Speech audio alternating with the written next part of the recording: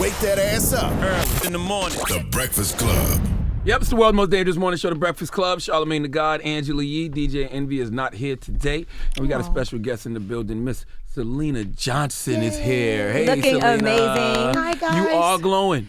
Well, you know, I'm trying to live my best life out here, Charlamagne. I've been following your fitness journey too. Thank you. Which is so inspiring. So Yes. let's talk about that because you actually competed, right, in a fitness competition. Yeah. And so I know, listen, and trust me, as we get older, I know how hard it is, like things that I used to get away with when I was younger, I can't Child. get away with now. We're No, so ma'am. busy. How do we Yes. get to go to the gym? So talk about your journey because you lost over 50 pounds. I did. I lost 55 pounds. Oh, congratulations. Thank you. When I hit the stage, so I'm probably about 10 pounds back up. But I've always wanted to bodybuild, you know, but I just never thought I would have the time to do it because I'm so busy.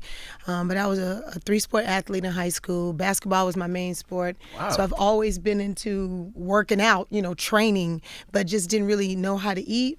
But then when I started getting trainers, they would be competitors, and I would look at them in fascination like, wow, you know, that's dope. And so I always wanted to do it, but I never had the time. So last year I was just like, you know what? I'm tired of not doing stuff that I be wanting to do. Yeah. And as you get older, you just be like, Fuck it. yeah. Let me do you me. just be like, fuck it. I'm just going to go on here and do it. And then if it doesn't work, then, okay, so you fail. You didn't, but at least you tried. You What were know? the other two sports? Track and what else? It was track and tennis. Okay. Yes. Why didn't you follow through with tennis? Tennis was really my coach making us get on a sport so that we could stay in shape in Right. between seasons. Tennis is fun. But it is very fun, but that shit is hard. Yeah, it's a lot. Tennis is very, very difficult. I play doubles. So it was just kind of to do it in between. But I grew to love it as like like working out sports, you know, just to keep you in shape. But basketball has always been, you know, my first love. So you have a different appreciation for Serena and Venus when you watch them. Yes. Yeah. Oh my God, I love Serena Williams. And at first it was Venus, you know, and then Serena kind of took over. But I love tennis. I love watching it. It's very fun to watch. One day I just want to go to Wimbledon. It's Right. like my goal in life. But yeah, I don't play it much anymore. Do you go to WNBA games or watch that? Because I feel like we need to be more supportive Yes. of the WNBA. I don't really like to go to games, like unless it's somebody gave me some tickets or I came up like that, because I like to watch it at home and scream at the TV. So if I'm not close enough to be like screaming, then it's not fun to me. I like to really see everything. Then I like to hear the commentary. You know what I'm saying? So I like everything. I don't like to be at the game. Sometimes it's a whole thing. It's a hassle. You can't carry your bag into the, you know, Right. the Phipps Arena. You got to carry a plastic bag, you know, all this stuff, moving around, coats, bags. I don't feel like all that. I just want to watch the game. That's how I feel about boxing. Yeah. I can't, it's hard, like I enjoy boxing to watch it at home more than I enjoy actually being Yes. there to watch a match. Yeah, even award shows. Like when you go to Yes. award shows, it's a whole thing. You got to get dressed up. You got to do your hair You're right. and makeup and then smile 5,000 times to sit in the audience and then halfway be bored because it's commercial breaks. You sit there, you laugh at the comedian. You know, the To show not is win, because white people don't give a fuck about us. when I tell you. And then, or maybe not even be nominated. Yeah, How not about be that? nominated, yeah. And then you sit there for about 4-5 hours when the program is an hour. What did the Grammys mean a lot to you though? Because that's a huge, you know, I think as an artist to win a Grammy, that is still, no matter what, Yes. as much as they don't appreciate us, Yeah. it feels good to win still, right? Well, you always want to be recognized against your said peers. Said peers. Meaning, if I'm a recording artist, obviously everybody that's a recording artist is your said peer. So, yes, you want to be recognized amongst the people that do the same thing that you do in the industry that you work very hard to attain these accolades, right? But at the end of the day, you have to start asking yourself, what is really the reason why you're doing this? And what is the real purpose? After a while, you start to go, well, maybe this isn't what God has put me on this earth to do, to go to award shows and get awards. Not to say that other people shouldn't, because they deserve them when they get them, and that's great. But sometimes it's not about that. Sometimes it's about, well, what are you doing and what is the reason for what you're doing? And is that working? And if that's working, then there's your Grammy. I just thought about this. You just sparked this. It's almost like God gave you the greatest award already, which is the talent that has people even wanting to nominate you for their man-made awards. Yeah. Which is not even, at the end of the day, your gift. I mean, it's your gift. It's not really your belonging. If it's a gift, then it was given to you. So you should be privileged just to be able to have this gift and utilize it to feed your family. At the end of the day, if I had to choose between a Grammy and feeding my kids, because a Grammy doesn't necessarily mean that you can feed your kids. Let's be very clear. If I had the choice between the two, touring, singing for the masses, possibly healing and motivating and inspiring people, I would choose the latter. Now, if I could have both, that's the best of both worlds. I'm never going to sit here and lie to you and say, if I got nominated for a Grammy, which I've been nominated for a Grammy, but if I won one, like really on my own albums, I'm going to be sad and say, here, give it back. Right. No, I'm going to take the shit for sure and smile and take a picture down to the Instagram. But at the end of the day, it's not just about that. There's so much reward in what I do. Being here today is a reward. I'm very happy to have you here today. I'm very happy to be here. Angela, Sister Circle. Yes, so I love Sister Circle. Sister Circle is a good time. Can we talk about the record you was nominated for, All Falls Down? Yes. By Kanye West? Yes. Because he said something on that. Because I remember the original version that had the sample from Lauryn Hill. Yes. And then when he remade it with you, he even says in the song, Syleena, you just like that safety belt, you saved my life. What exactly did he mean by that? Well, I assume that he meant, so we were in the studio working on Bullseye, which was a song off of my third album, The Flesh, and he was the producer on that record. So he was working on College Dropout in the other room, and they were going through mixing and mastering. I believe it was like a deadline for All Falls Down because I think that was, they're already chosen first single. And so at the end of the night, it was probably, not even a night, in the morning, it's like maybe 4 or 5 o'clock in the morning, he's like, can you come sing on this hook? I've been trying out a lot of different singers. I'm up against a deadline, and the clearance for the sample has not come through yet. Right. So obviously they can't put the song out if the clearance is not out. They can't put the album out if the clearance is not solid, if the business and paperwork is not done.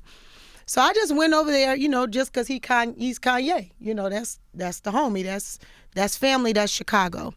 So I go over there and I do the song, and he played for me that part, the mystery of iniquity part. And so I just tried to sing it exactly like she did because I was assuming that he wanted, exactly what she put on there.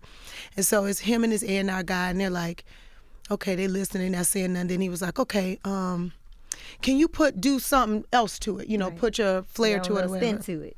Put a little piece of something to it. So that's Syleena. Put the Syleena to it. So I did which I later found out the reason why it had to be that way is because you can't, you have to do it differently. Right, or else they have to or get there's clearance. Yes.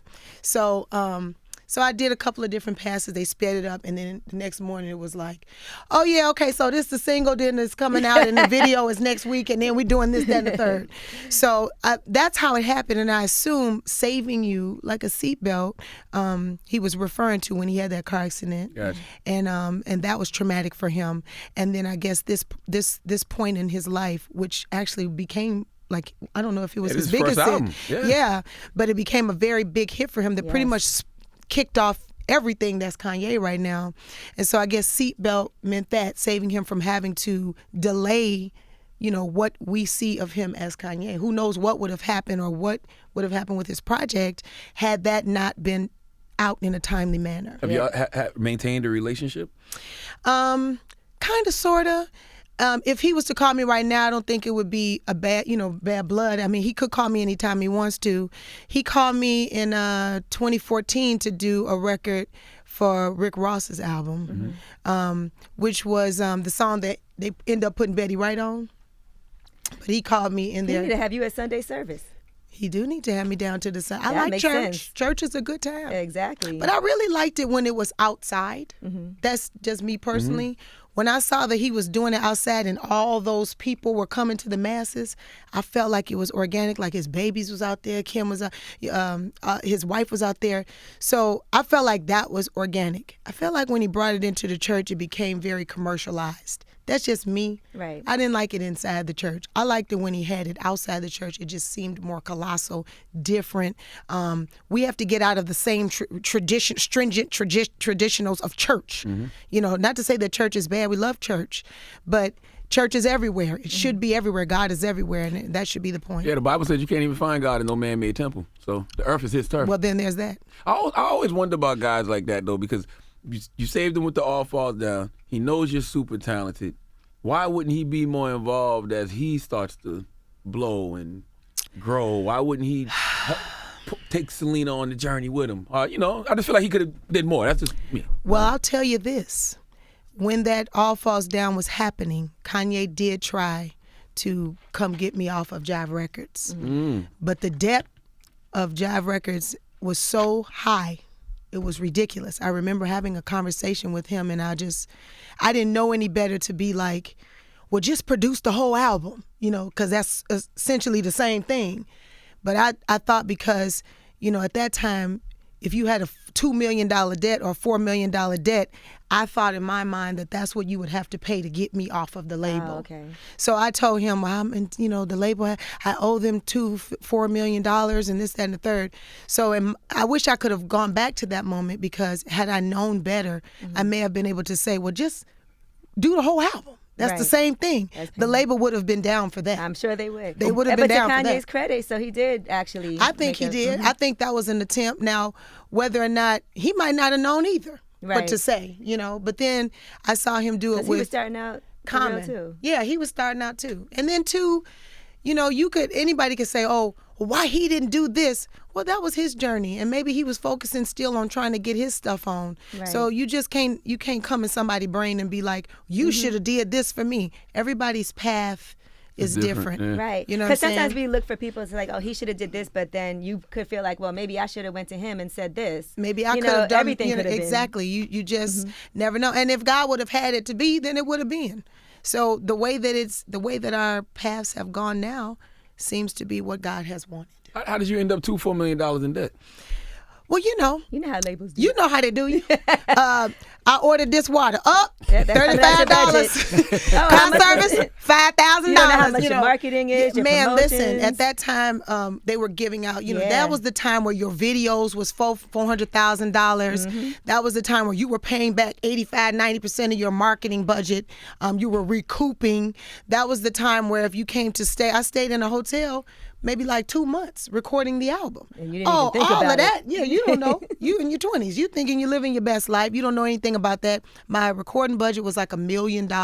You buy some clothes. They're like, here, we got to get you something to wear for That's the it. tour. Oh, styling for the video. Oh, you get to keep this Everybody and keep that. hooking Look. everybody up. Yep. No. My friend is going to get you some clothes. And then you got to pay a stylist fee. You got to pay for the clothes. And then A&R, they were slick too. What they would do is, such and such need to fly in on your budget. Basically, they wouldn't say your budget, but they'd be like, such and such, we need to fly them in. Right. This producer and that producer, we're going to fly them in to just go to the recording We studio. got to get some live musicians to come in and We play got to get the live musician down to a song that's already done. Next thing you know, Lord you have pay for mercy. that. So that's what labels do. You know what I'm saying? And then they back you in a hole, and then they write it off. But Because now that's what they do to the black artists. They put all the money into the white artists, and then the black artists, they write them off. So that whole artist being a tax write-off thing is real. No, that's real talk. Yeah. That's what Jive Records used to do. Yeah. I don't know about the rest of these labels, but definitely Jive Records. I was on there in the time where it was the Backstreet Boys, NSYNC. Oh, man. All of them. Yeah, even So, Britney Spears and all of Britney them was Spears, on Jive. all Yeah. of them. So at the end of the day, we was a good old time write-off. And now you have your 10th album and you did this deal. So this is more like an independent This is like a partnership. partnership. A Okay. partnership. I've done independent, like all by myself. I've done smaller label, boutique label. But I think this is probably one of the best situations because what I've learned all these years and what I know, and then having the help of a seasoned label like E1 to help push me in places that I can't get to by myself. And then me being able to understand what they need from me as an artist. Because yes, labels are off the chain. You could say all day they steal and this, that, and the third, but artists are off the chain too. And I know I wasn't educated as I am now on certain concepts, like what I could do more to help push the labels efforts, you know what I'm saying, to help facilitate them to get some of the things that we need now. They're not going to be able to get everything, and everybody's not going to be able to do everything, but you need to be present and making sure that you're doing what you're doing in order for them to be able to do what they're doing too, because they're not all bad people.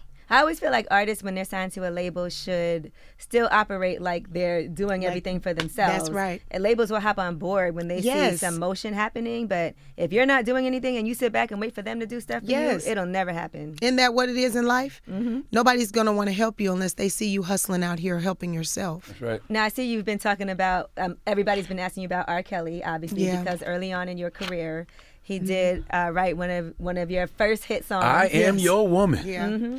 And so now you said you can't even perform that song anymore just because you don't feel like it's right.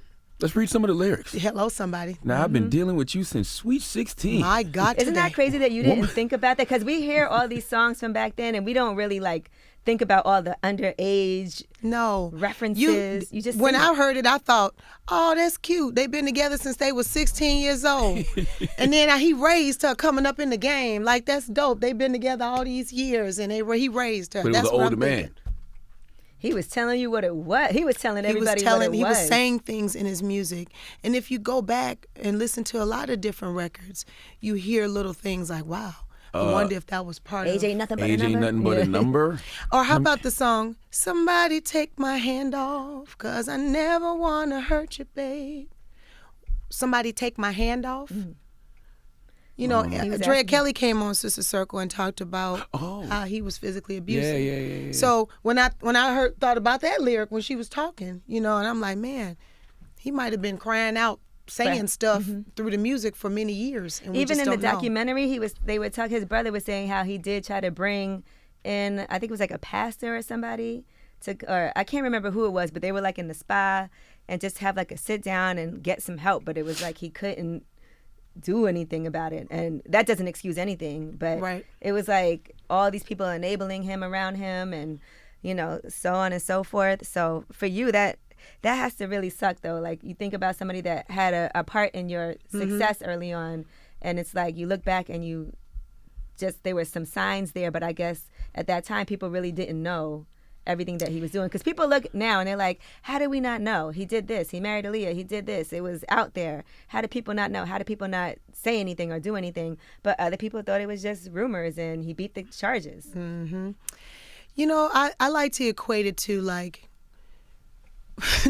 you know how when you're in high school and every day you go to school, there's this one person in your classroom that's your school friend, right? And you have the best time when you come to this specific class with this person. And y'all laugh and you have a good time and you cheat off each other's papers. And I had a friend like this, her name was Anshel Robinson. We used to cheat off each other's paper. And this was anatomy class, I never forget. But when we would leave school, I didn't hang with Anshel. Anshel, like, if you ever had friends in high school that was your boy, like your people in high school, in the school, but then when you go home, you got a whole different kind of crew. You go with different people. Maybe you're on, I was on a basketball team, so I hung with my basketball people or whatever. Even some of the basketball girls, I didn't hang with them either. But when we played, we were close in the family. You see what I'm saying? So it's like you're with that person, you see that person, and every time you're with them, you don't see that. You know, this is what you see of them. This is your friend. And then 20 years later, you at the crib and somebody be like, yo, Anshel Robinson, she just stabbed. They just found out she was hiding people under the basement, dead people. She got niggas down to the freezer, like, you know. Anshel didn't do this in real life. No, Anshel did not do this. Anshel is a very nice lady now today. She's married and has kids, and she's a good time. You just saying that you and R. Kelly was label mates. That's it. We were label mates, but we also worked together. Okay. And it might go like a year or two before I would see him again or work with him or go to a party or something like that. I'm not going to sit here and tell you, oh, well, I didn't know him that well. No, I knew Robert. You know, probably just like you knew him. When he came to Chicago, you probably went to the studio. Never met him. You never met him? But see, a lot of people He will come flew to Envy out. Envy not here, though, but he flew Envy out. He did. See, Envy was probably down to the studio just like everybody else, hanging, kicking, listening to music. Actually, and stuff I like think that. R. Kelly left him in Left him in the hotel. He had a good story. Sound like R. Kelly flew him out, left him in the hotel. He didn't think Envy was as cute in person. That so sound like him. Shut up. That sound like him. Now, listen, how old were you when he wrote I Am Your Woman? Oh, I was 23. Oh, so you was grown. No, I'm a grown woman. Did you think it was not true at first? Because, at first you're like, nah, there's no way he did those things. At 23 years old, I didn't know anything about... No, I mean, like later on when you started hearing things. Oh, yeah, no. So the first one, remember he had the charges and then they were dropped. Yes. And I remember being in the studio and watching him cry. and be like, I don't know why they're doing this to me. And I remember that. I remember those moments of him crying and being very sad and going through this. I never saw anything except stuff like that. You know what I'm saying? And then I'll be in the studio listening to music, hanging out, and then we go home. Right. Then you hear stuff all the time. But let's not get it twisted. In this industry, the men in this industry, in the music business, are all off the chain. There are a lot of them that are very off the chain. Right. So if men were flirting here and there, whatever, that was the norm. So if men flirted, but Robert never really flirted. I was kind of like a baby sister kind of concept. But it was men in the studio that flirted all the time. But you don't be tripping off that. Some people will be like, oh, that's just part of the industry. You That's just be what like, whatever. You got to have a tough outta here. skin. That's what they'll tell you as a woman. Women, You we gotta deal have with a thick this skin. all the time.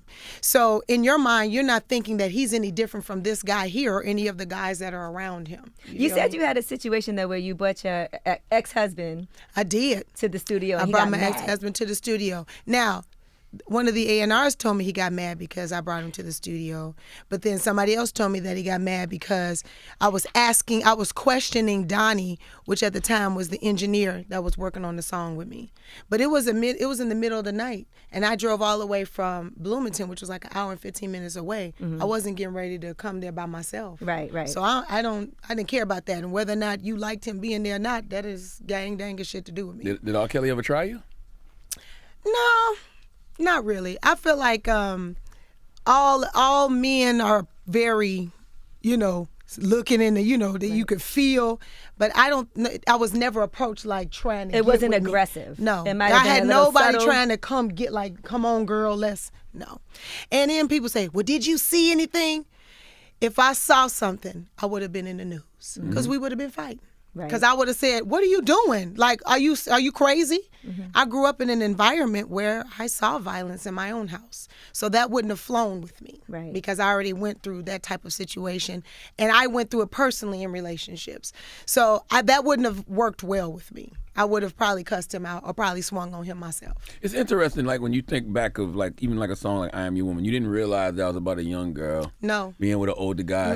You think about I think about movies like Belly, when DMX was getting head from the little 16-year-old girl. And don't nobody say nothing. I think about Juice, when Q was sleeping with the With the older one woman. lady. She was a Don't nobody teacher say who had an nothing. ex-husband. He was in high You know school, what I mean? right? So it's just weird, all of these things that were normalized community back then. That we Yeah. just be like, oh, it's cool. Or like people would say, like when I see different reports, they'd be like, oh, well, back in the day, and my husband, he talks about it all the time because he's from Chicago, he's from the West Side, and he'd be like, that was the thing. Right. He said all the young girls, it would be guys lined up in cars, older guys, to come pick up all the young girls. At He the was high like, school, that was yeah. at the high school. He said that was like the normal thing.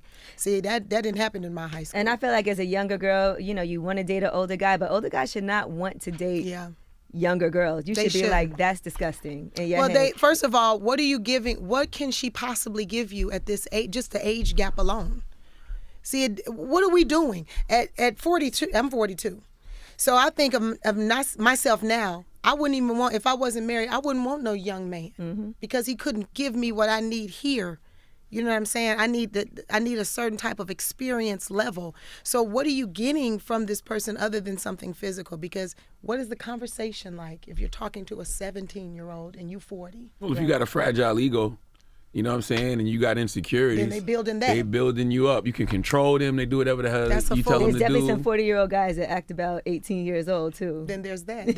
Then there's men who have been through trauma and they're stuck at it. Yes. So then they say traumas.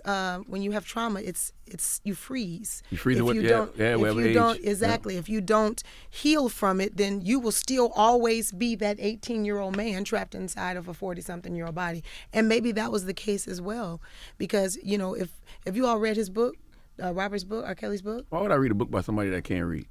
Well, I'm just trying to tell you, somebody must have wrote it because it was a damn good read. I tell know you he got that. a book. R. Kelly got a He book. has a book, and it talks about how he was molested real bad by men and Was women. it authorized by him, or was it somebody wrote a book about him? I think it was authorized by him as well. Okay. I think it was like a ghostwriter. Mm-hmm. And it was talking about how he was molested real bad and how he went through a whole bunch of stuff at a young age. So maybe that's where his trauma stopped, Right. and he never evolved. I can It's see all that. in the docu. Did you watch the docu-series? I watched the first one, which Okay. is the reason why I came to I don't want to do I'm Your Woman. Because although, and let me say this too, we should not be responsible for loving that music at that time in our lives because we didn't know what was going on. And I think a lot of people feel responsible for loving his music at that time. The music could have made babies, children. You know, it could have created memories. You danced at weddings. Come on. You on honeymoon. You're gonna let go of that. Yeah. You know what I'm saying? Graduation. That's not your fault. It's not your fault. Right. But what was the most powerful thing to me was, my God, all of these black women, and they had no voice. What kind of country are we in where the woman just doesn't have any voice like this? Especially black women. We have no voice. We're disregarded. We're rejected. We're not listened to. Even when I'm on Sister Circle, I had a doctor come on there and we talked about how women go to the doctor, black women go to the doctor and they're ignored. You know what I'm saying? That was the one thing that hit me. So I felt like whether or not this song was made out of total and complete innocence, somebody's could be offended by these lyrics, by these specific lyrics that you just read. Those might mean something to somebody. Right. So I'm not going to sing it here in America. Now in Africa, on the other hand, let me tell you something. It was an anthem. Yeah, you were in Africa for 3 weeks. But let me tell you, they were infecting women with AIDS. Black men were infecting the women with AIDS. And their song was, I'm Your Woman, show some respect and treat me as such. That's real. Do you take that away from them? No. When they were being beaten and their kids burned, when xenophobia is happening, and that's the song that they hold on to? Yeah, because music uplifts you, man. They don't know nothing about what whole you're talking history, about. All they know is, show some respect and treat me as such. They know that lyric. Even if you know, listen, I Miss My Homies remix. Makes me think about one of my partners who got killed. Like, that record makes me feel better. It's like, What can you do? I know. I can't help it. It helps. It makes me feel better. What can you do? But you're not responsible for the person that made it. You were in South Africa? Yes. So how was that experience for you? I 'Cause love you were there South Africa. You were there for 3 weeks, I think? I was there I'm there all the time. I'll be there actually next week again. I'm going to Durban. South Africa's like a second home for me, especially musically. It's just, let me tell you, it's like connecting with yourself. And it's very fun to, everywhere you go is black people. Right. Everybody looks like you. Everybody's black.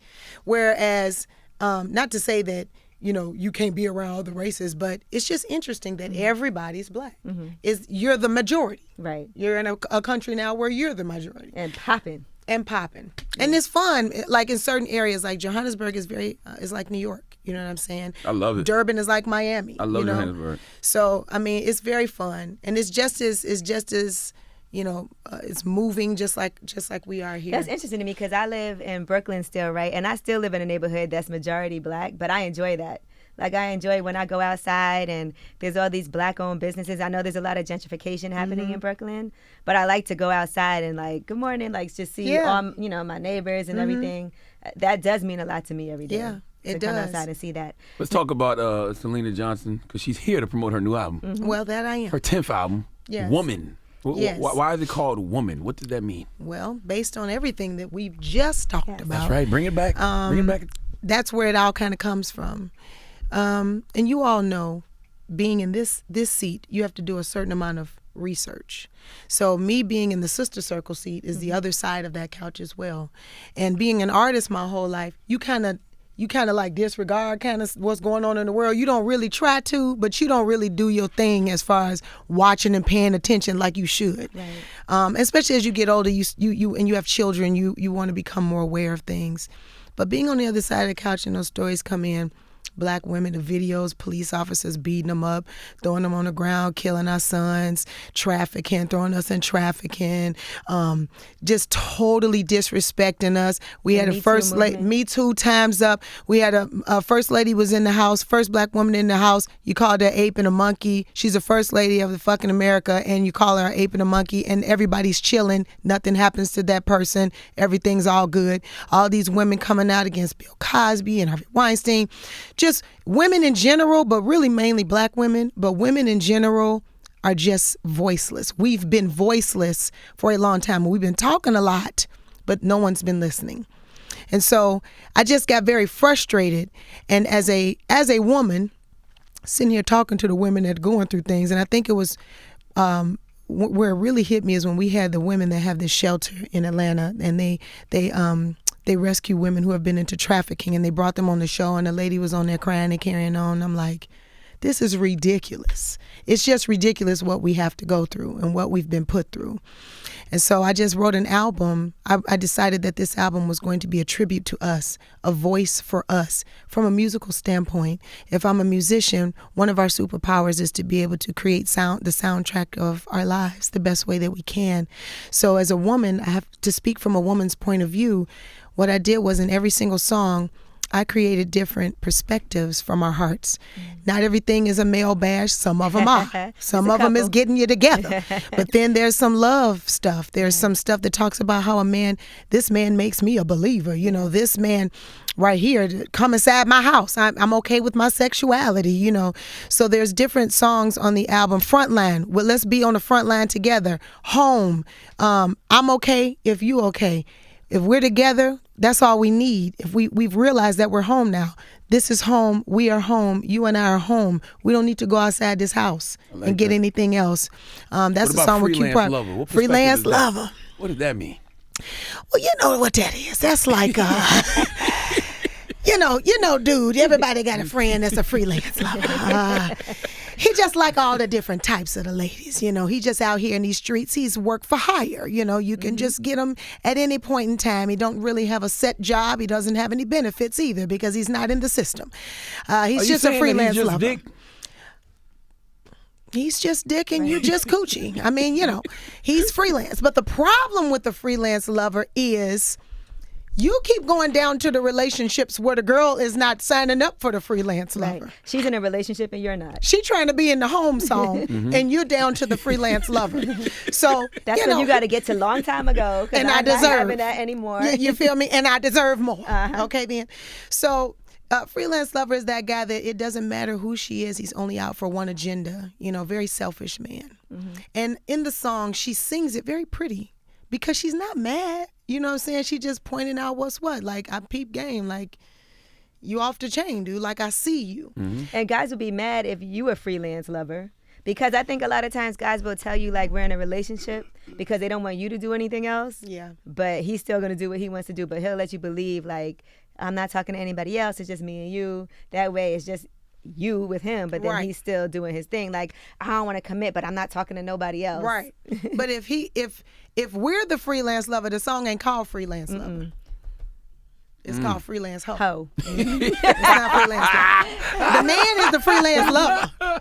You know, he's the freelance lover. Papa was a Rolling Stone. You know, ours is Mama was a hoe. She's a hoe. Yeah, that's what's so funny as you get older as a man and you home. You know what I'm saying? You start to look at other men who don't have the ME.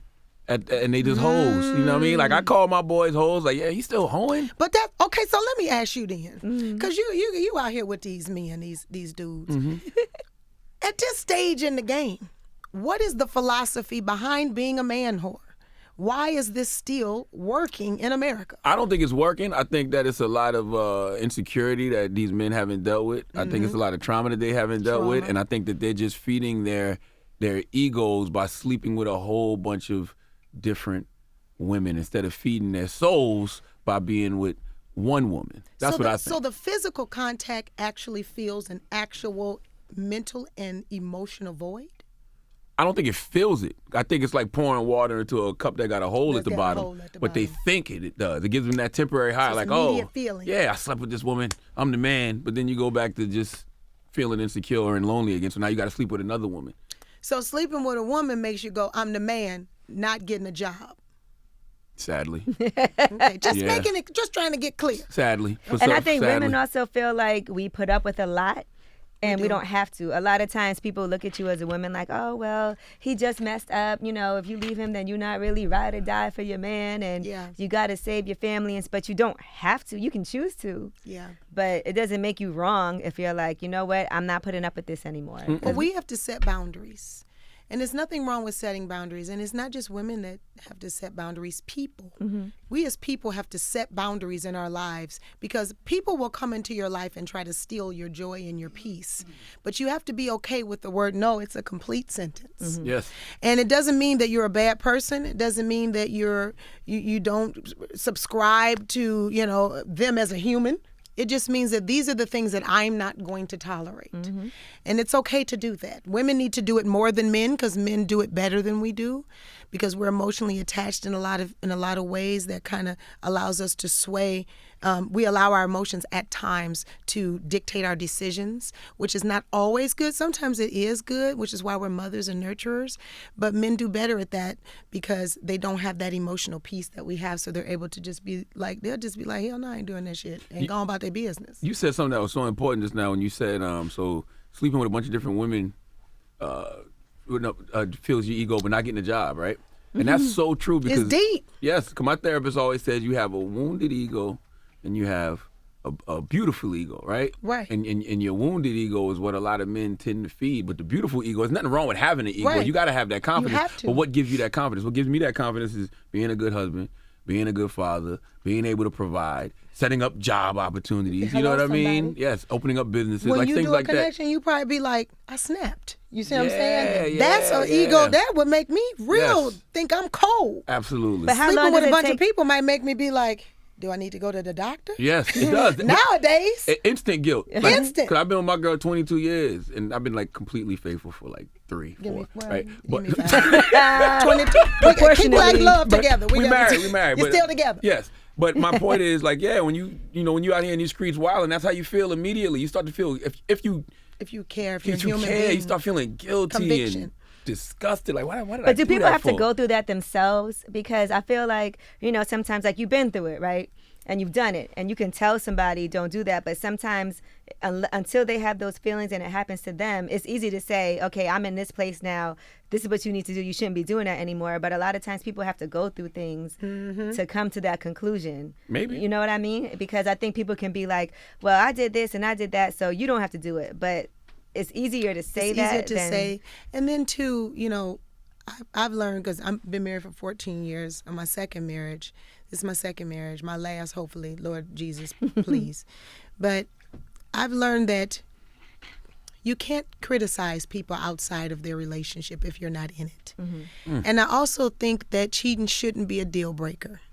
I used to think, oh, he cheated bad. Get away from him. He ain't gonna never act right. I don't think that that's a deal breaker It anymore for depends, men though. or women. Speak It on depends. it, Syleena. It depends. It No. depends on how bad the cheating was. Well, it and definitely depends. it Like depends. if you cheated and you have a full baby, and that's gonna be in the world forever. That's a little tougher than I had a one night stand. I've been doing this over there, doing this and that over there. But then again, what I've learned is, it really depends on that couple and what it they does. will That's tolerate. And that's really nobody's business but theirs. And you really shouldn't judge them based on what they decide to tolerate or work through. For instance, my grandmother and grandfather were together 51 years. 51 years. That's like a dinosaur. They don't do that no more. We thought as a child, oh, this is the greatest couple in the world. They're the best example ever of life. They're the best couple. My grandfather's the greatest father. My grandmother's the greatest mother. But it wasn't until my grandmother died that my mother and my aunties told us, some of the things that my grandfather had done to my grandmother. Right. You see what I'm saying? Does that mean that he was a bad man or bad husband? Absolutely not. They kept their things together. They kept it to them so that they can continue to facilitate and foster and nurture their family. They kept their black family together. So that was what was important to them. 51 years, they really, they went through their vows. But what to about death do their part. What about if you continue to suffer? Like, let's say he does it, but then he continues to do things, and you have to continue to forgive. Because I feel like it is very singular. There could be a woman in a relationship where her man is cheating on her so bad and cheating in her face. Right. Now we're in a different situation. Now we're dealing with disrespect, mental and physical abuse. That's right. We're dealing with other issues that are on top of a man being stupid. Maybe some You know what I'm herpes. saying? Maybe a disease. Yeah. You know what I'm saying? Or not. But if she thinks that that's terrible and I can't take it anymore, she should go. It's hard too. I think women. I think that men have a harder time with women cheating also. Yeah. Because I think women, we forgive a lot, but for men, it's a lot harder. And we think too much too. So we thought about it real hard, and we didn't thought about they don't do all that they're thinking. This which is their problem. They have a bad time. That's true. If the bottle is water, if this is say water, this water to him. We're gonna decide. Well, I'm not gonna open that. I don't know what type of water that is. It ain't got no label. This could be ammonia. It don't have no label down to it. I don't know who put it in there. It could be the coronavirus. For all I know, I don't know. We're gonna do all this here, thinking and rationalizing around something. Where a man is, this water. That's because a man. Usually, men cheat for ego, and women cheat for emotional lack reasons. of. And that's what we think in our mind. So in our mind, we like, you slept with another man. So in our mind, it goes to, what did he say to you? Did he did he run game on you? What did he do for you? Like, because you feel like they took your emotional connection. Yes. They jeopardized. But what about men who feel like, because I've heard this a lot, if they're not having sex at home, you know what I'm saying? And the woman is just not giving them any sex, and then they go out and cheat.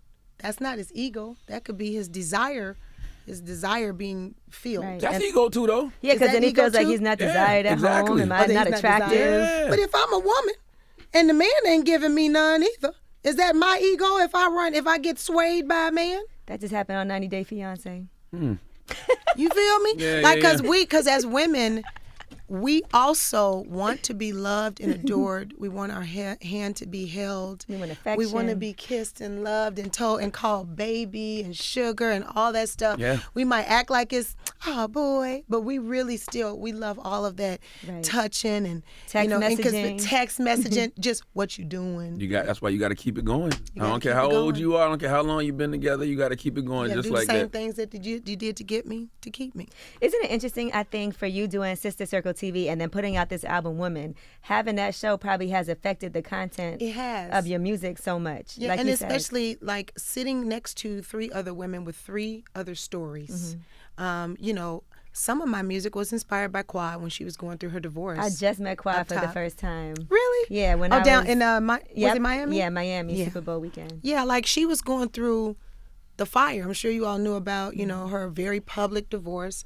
And Quad would come, let me tell you, she's strong. She's strong. And she would be, right before she come out, welcome to Sister Circle Live, she been and cried all in the back. Right. You know what I'm saying? So we would see those stories and those things happening. Or Rashawn having issues with one of her best friends passed from cancer. Like being around women with these stories. Trina's ex-husband, Gabe, died while she was at Sister Circle. You know what I'm saying? Like having to be around these women and watch them still show up and go to work and still smile in the face of pain every single day was also part of the inspiration, not to mention the many guests and the different things that the women have gone through in their stories. And not to mention, too, the men that come on the show that want to know more, that ask questions, that are good men, that want to do right, that want to do well. You know what I'm saying? So the album is not just for women, it's about women, and men can learn from it some of the things that maybe they question, like, well, I didn't know my woman likes that, or, I didn't know, like, the song Believer, take for example. I use kind of like church connotations. I told the line between church and a sex song, Secular. which is kind of bananas. Okay. Because I use like sex words and church words, which is kind of bananas, and it could probably get me in trouble. But the woman is very submissive to him in the record. She's basically saying, her innermost thoughts about how this man has made her believe that he's so cold that at the end of the day he could be like, this microphone is gold. And she'll be like, it sure enough is. My God. I thought good it was though, gold. right? No, that's a good thing. Because I can make her feel that way about herself. What that's what she's trying to say is, I'm following you. And essentially, women, I don't care what you say. I'm an independent woman. You can do all that. Don't miss me with all of that. I like men. They're a good time. I need my man and all of that. So I'm not the girl I'm independent. I could do it on my own. No. This girl is saying, I believe in you. You've made me a believer because you take care of me. You take care of me physically, emotionally, financially, totally, wholeheartedly, you're caring about me. You treat me like it's safe to be that way. Right. Like in the second verse, I say, I testify, I low-key worship you. You make me obey you. I praise you. I low-key worship you. You make me obey you, meaning not I do what you say like a dog, but if my husband says, if there's an issue and my husband says, I don't think we should spend the money for this, that, and this is going to get us in this type of situation, or I don't want you out at past a certain amount time at night. I don't want you grocery shopping. Like, that's my husband thing. He doesn't want me to grocery shop late at night. That's for safety reasons, though. But by doing it, it's essentially obeying. You see what I'm saying? I praise you. You make me obey you. I praise you. Praise you is, oh, baby, you look so good today. I'm so proud of you. You did good at your job. Oh, my God, you're such an amazing father. Yes, I praise you. I low-key worship you. And then I say, man, now I know I'm tripping. But I use those words, worship, because those are words that we use in church. However, this is a woman that's not afraid to be vulnerable. Right. Because she knows that she's safe. Not because she's stupid, but because the man reciprocates the same type of love that she's also giving him. I worship my wife. You should. I tell her that. I worship my wife. I literally kiss my wife's feet. That is so cute. Yes. You should. Y'all are one. She bought me this hoodie. I'm Look got at it on God. right now. My black wife makes me smile. Look at God. That is so cute. That But you a got lot of women women don't that like to sweat hear that on. word, though. They for some reason, the word Worship? submissive Yeah, has no. negative connotations for I women. think you have to trust somebody to be submissive. That's really what it is. Somebody called for Asky, and she was saying that her boyfriend wants to take care of her, do things for her, and it's hard for her to let him. And I feel like you have to get to the place where if I let you do things for me, that means I really love you, because that means I really trust you Trust. to handle that. Yes. I trust you to take care of me. I have babies by you. I trust you're going to take care of us now. Right. Now it's a whole thing. It's people. Because it's motive too. It's 'Cause like, oh. there's some people that have the That's real. motive of, I want you to have to rely on me so that I could take advantage of a situation. And you just have to know, like, if I feel like you're doing this for the good of both of us, what is your motive for this? Yes. What is your intent? If your intent is not to, I'm going to move you out here away from everybody and your family members so that you're completely dependent on me, so Yeah. that I could do what I want because you can't leave, because that's different. Yeah. But now if you're like, look, you do you, I do me, but I know that, like, if something happens, I always got you. Even if nothing happens, Yeah. I'm going to take care of you. Yes. And you don't have to worry about anything. That's a great feeling. And I think a woman should make her man feel like that too. Well, I definitely think it should be reciprocal, but I also think that we have to, and people may say I'm old-fashioned with this, but I do think that there are different roles that we have to understand that we do have as women and as men. And sometimes because of our society and the lack of fathering in the household and the lack of mothering out here in these streets, I think that the roles have not been fulfilled properly. And so they get mixed up. But in a normal setting, husband and wife, there are things that we have to relinquish to allow him to do. You can't get mad at him for not doing stuff and you don't allow him to do it because you're constantly telling him how to do it. Then when he does it, and it's not the way you see him do it. I had to learn this on my own. I went through this with my husband. When you see him do it and it's done, but it's not the way you say it, then you criticize him for that. So now I don't want to do nothing. You see what I'm saying? So in roles, it's kind of like, well, let me just let him do it. And if he falls on his own and fails, let him do it. Let him fall and fail. The reason why we're doing that is because we don't want to see them fail, because we love them so much. And vice versa for men. And then help them back up. Help them back up. But we don't want to keep helping your ass back up now. gotta You learn. won't Team. be falling for the same shit now. This is gotta getting learn. ridiculous, nigga. Now, goddamn it, this same rock been at the door since last year. Now you gonna move this damn rock. But as far as women, we want the other side, Right. which is, we just want this. Now this is very simple, but men have a time doing it. Talk to us. How was your day? Amazing. How was your day? You're so pretty today, man. I missed you all day today. Tell me, what did they do at the work? Did that same girl get on your nerve? Oh, girl, yes. Well, what did you say to her? Well, I told him no. You see what I'm saying? Right. We just want that Conversation, and just this. listen. She said, what? You don't say. My God. That's me. I got that down pat. You good. I got 3 girls in the house. That's great. So I got About 5 words is all you need. And sometimes yeah. My God. I just listen. That's crazy. I tell my wife she's beautiful. I tell my daughter she's beautiful. All of them constantly reinforce.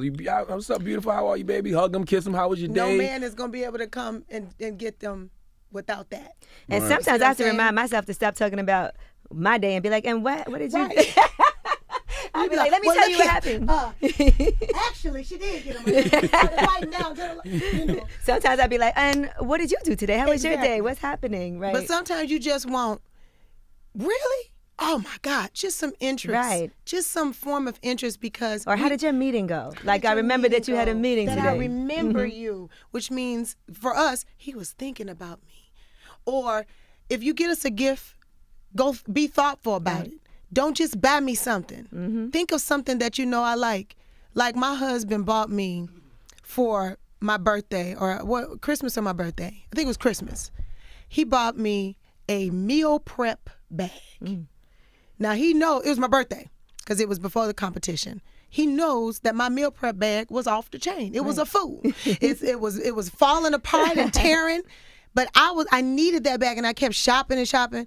So now he ain't always gotten it right. But after a while, he just start figuring out the little things that I care about. That's all we be wanting. It's just a little bit of attention. We don't expect you to give us everything all the time because men are not set up that way. They're just not. I know my husband is not. He's a man's man, and he's very focused on certain concepts.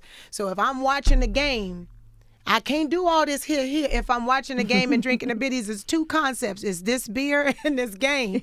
So either I'm going to come on the couch and we're going to start talking about the game together, or I'm going to wait till after the game to say what it is I have to say. I'm not getting ready to set up and go through a whole dissertation of concepts in the middle of the championship game. Right. You see what I'm saying? So it's just little things. We all have to pay attention to, and when I say roles, ladies, I don't mean you have to do this because we already understand everybody can do everything. Great. Trophies for everybody. But what we have to do is, I think relationships will be easier if we allow people to be who they are. And we allowed the genders to be who they are. And if we allow people to just do their thing, as long as it's not jeopardizing the relationship in any form or fashion. Go ahead, Syleena Johnson. I like all that free jewelry you dropped in here today. I just try to inspire the people as much as I can, Charlamagne. I'm just out here in these streets. Woman is out right now. Please say that's merchandise, that hoodie you got on. Oh my God, that's hard. When I tell you that the site is she, like everything is she.